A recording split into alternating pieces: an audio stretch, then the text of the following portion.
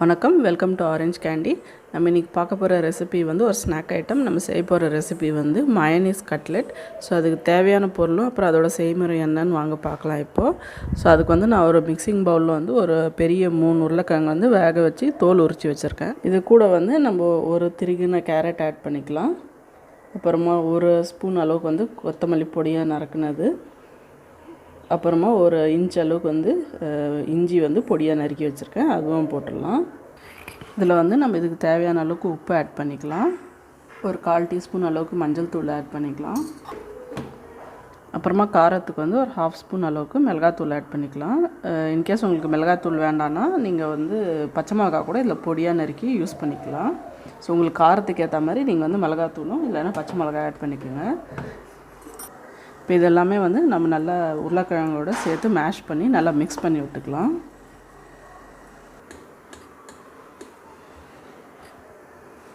இப்போ பாருங்கள், இப்போ நம்ம வந்து உருளைக்கிழங்கும் நல்லா மசிச்சாச்சு, அது கூட கலந்த மசாலாவும் நல்லா கலந்தாச்சு. இப்போ இது கூட வந்து நம்ம எக்ஸ்ட்ரா ஃப்ளேவர்ஸ்க்காக வந்து கரம் மசாலாவும் சாட் மசாலாவும் ஆட் பண்ணிக்கலாம் வாங்க. அப்புறம் 1/4 டீஸ்பூன் அளவு வந்து சாட் மசாலா ஆட் பண்ணிக்கலாம். ஆட் பண்ணிட்டு இது எல்லாமே கொஞ்சம் நம்ம நல்லா மிக்ஸ் பண்ணி விட்டுக்கலாம். இப்போ பாருங்கள், நம்ம இது எல்லாமே நல்லா போட்டு நல்லா மிக்ஸ் பண்ணியாச்சு. இப்போ வாங்க நம்ம மயோனைஸ் கட்லெட் செய்யலாம். ஸோ மயோனைஸ் கட்லெட் செய்யறதுக்கு ரொம்ப முக்கியமான பொருள் வந்து மயோனைஸ்.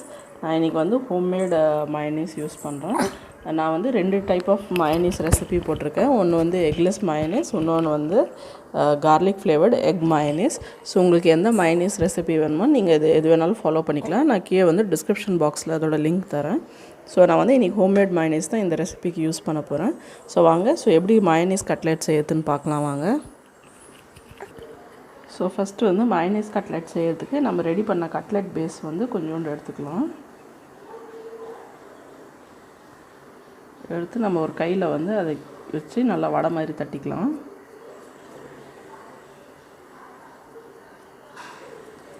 இந்தமாதிரி தட்டினதுக்கப்புறமா நீங்கள் வந்து ஒரு ஸ்பூன் மயோனைஸ் வந்து சென்டரில் வச்சுருங்க.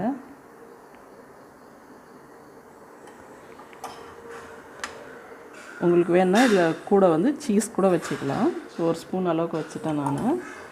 வச்சுட்டு இதே மாதிரி வந்து இன்னொரு இது வந்து நம்ம ஃப்ளாட்டாக தட்டிக்கலாம். தட்டிட்டு இது வந்து நம்ம அது மேலே வந்து வச்சிடலாம். வச்சுட்டு இது சைட்ஸ்லாம் வந்து நல்லா க்ளோஸ் பண்ணி விட்டுருவோம்.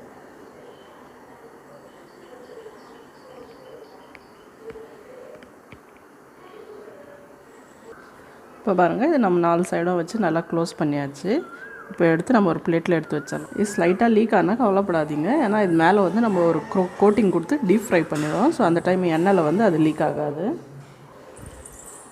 இப்போ வந்து நம்ம கட்லெட் கோட் பண்ணுறதுக்கு இது ரெடி பண்ணிக்கலாம். அதுக்கு வந்து நான் ஒரு 2 டேபிள் ஸ்பூன் அளவுக்கு கார்ன்ஃப்ளவர் எடுத்துருக்கேன். நீங்கள் வேணால் மைதா கூட எடுத்துக்கலாம். அதில் வந்து 1/2 கப் அளவுக்கு வந்து நம்ம தண்ணி ஆட் பண்ணிக்கலாம்.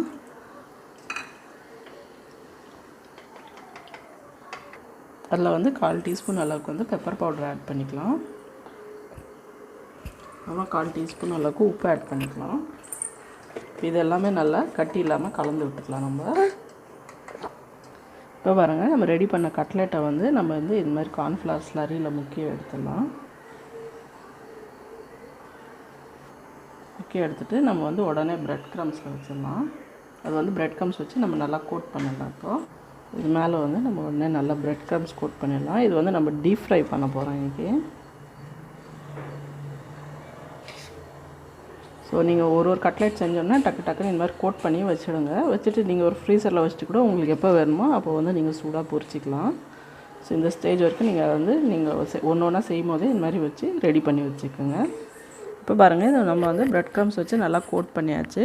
இப்போ இது நம்ம ஒரு பிளேட்டில் எடுத்து வச்சுட்டு நம்ம ஃப்ரிட்ஜில் வந்து ஒரு 1/2 hour வச்சிடலாம். ஸோ வச்சுட்டா நம்மளுக்கு வந்து நல்லா செட் ஆகிடும். பொரிக்கும் போது அது உடையாது. ஸோ இதே மாதிரி வந்து நம்ம மீதி இருக்கிற கட்லெட்டும் ரெடி பண்ணிக்கலாம் வாங்க.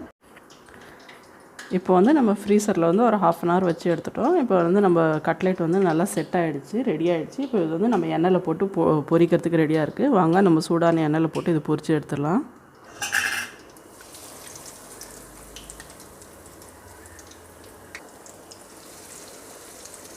இப்போ இது வந்து நம்ம நல்லா கிறிஸ்ப் ஆகிற வரைக்கும், கலர் சேஞ்ச் ஆகிற வரைக்கும் நம்ம வந்து ஃப்ரை பண்ணி எடுத்துக்கலாம்.